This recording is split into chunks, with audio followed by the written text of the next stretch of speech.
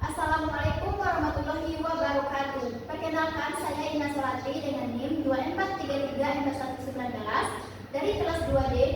Baiklah, pada kesempatan kali ini saya akan mempresentasikan proposal asuhan keperawatan dengue hemorrhagic fever sebagai tugas akhir metodologi penelitian dengan dosen pengampu Ibu NS Devi Sylvia Dewi, SKEP MK.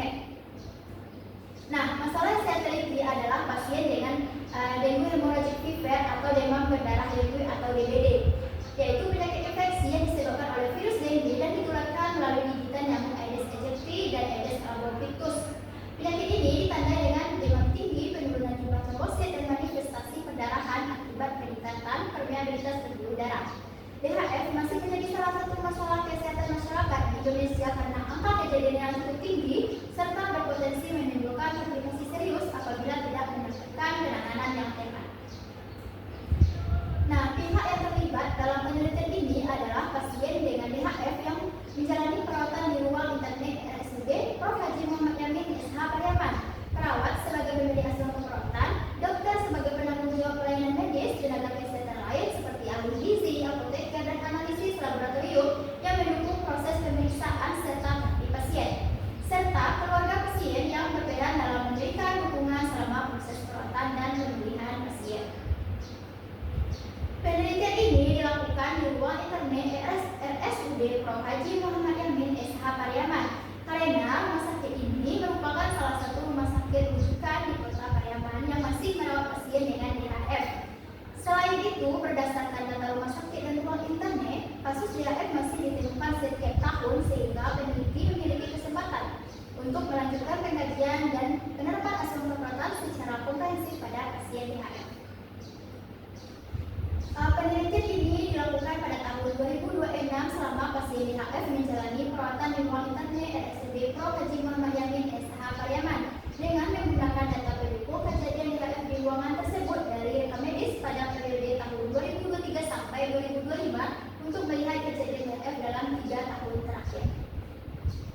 Nah, kenapa saya memilih kasus ini? Karena DHF masih menjadi masalah kesehatan masyarakat karena jumlah kasusnya yang tinggi dan terus menjadi penyebab kesakitan bahkan kematian di berbagai negara.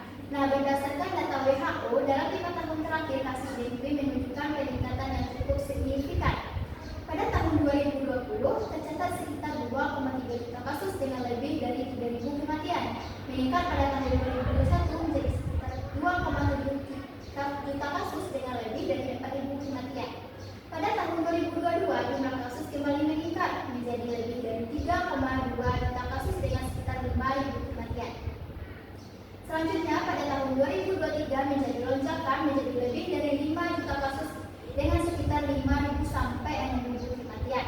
Pada tahun 2024 dilaporkan lebih dari 14,6 juta kasus termasuk 52.738 kasus berat dan lebih dari 11.000 kematian di lebih dari 100 negara.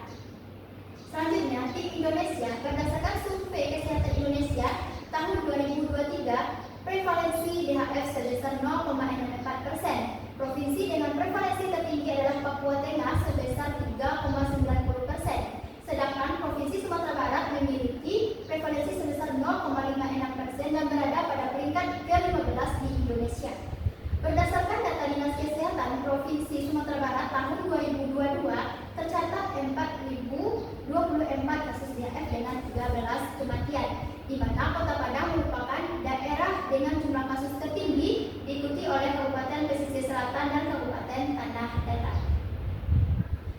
Yang menunjukkan bahwa DHF masih menjadi masalah kesehatan yang perlu mendapat perhatian khusus.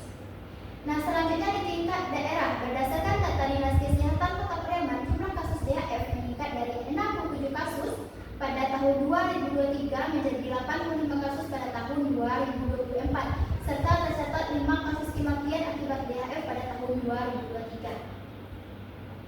Berdasarkan data RSUD Prof. Haji Muhammad Yamin, sebelumnya izin yaitu pada makalah terdapat pada halaman 4, terdapat 15 penyakit terbanyak di RSUD Prof. Haji Muhammad Yamin yang pada tahun 2025, di mana DHF ini menempati peringkat ke-12 yaitu dengan 57 kasus.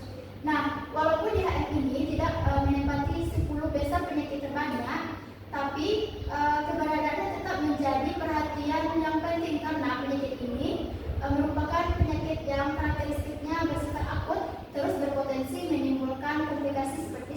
perdarahan hingga kematian apabila tidak ditangani secara tepat. Nah, selanjutnya jika dikaitkan dengan data penelitian, yaitu jumlah kasus DHF di uang internet pada sebelumnya izin, yaitu pada makalah saya terdapat pada halaman 5, di mana terdapat jumlah kasus DHF dalam 3 tahun terakhir, yaitu terdapat pada 2023, 2024, dan 2025, di mana yaitu pada tahun 2023 sebanyak 45 kasus, terus meningkat menjadi 63 kasus pada tahun 2024 dan menurun menjadi 48 kasus pada tahun 2025.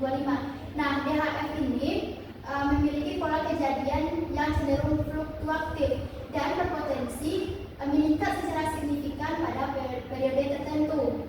Nah, misalnya pada musim hujan yang mendukung perkembangbiakan Aedes aegypti. Nah, hal ini menyebabkan DHF masih tetap menjadi masalah kesehatan masyarakat yang relevan dan membutuhkan penanganan yang tepat dan pencegahan yang tepat dan tata laksananya. Nah, oleh karena itu saya tertarik pada kasus DHF ini. Nah, saya akan memberikan asal-usul yang tepat kepada pasien DHF.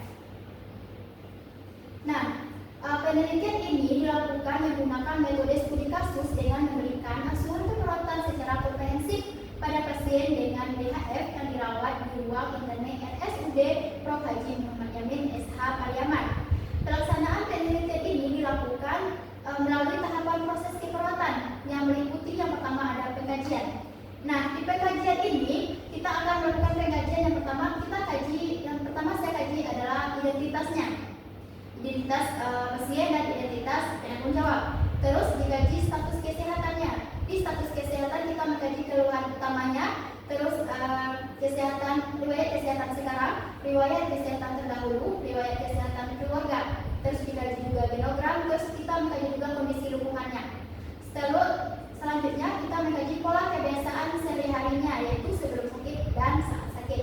Terus selanjutnya dikaji adalah pemeriksaan fisiknya, yaitu keadaan umum dan pemeriksaan fisik itu.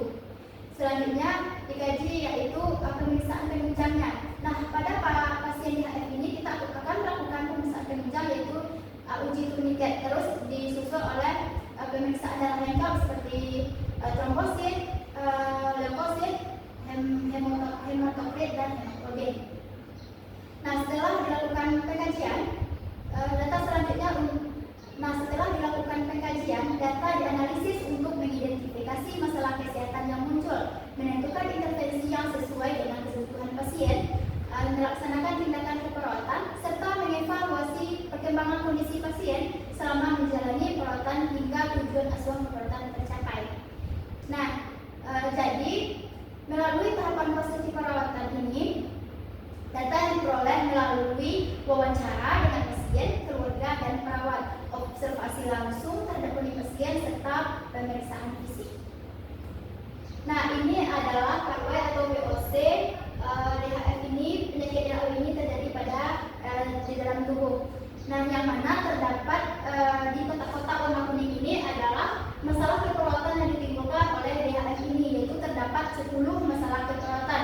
Yang pertama yaitu ada defisit pengetahuan, ada ansietas, terus intoleransi aktivitas, terus defisit nutrisi, terus nyeri akut, terus ada hipertermi, terus hipovolemia, terus risiko shock, terus risiko perdarahan, dan pola nafas tidak efektif.